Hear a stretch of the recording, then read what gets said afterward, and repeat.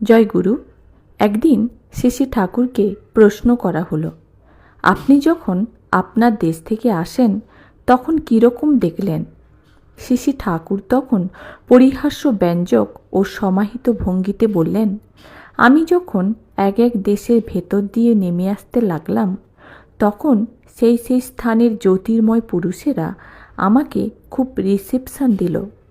সেই রিসেপশন ভাষায় বর্ণনা কষ্টকর, তবে খুব বড় রকমের রিসেপশন, যত বড় কনসিভ করতে পারেন।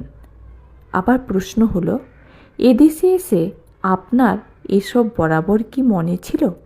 শ্রী ঠাকুর তখন বললেন, না, প্রথমত মনে থাকে না, তবে কেমন একটা ভাষা ভাষা ভাব থাকে।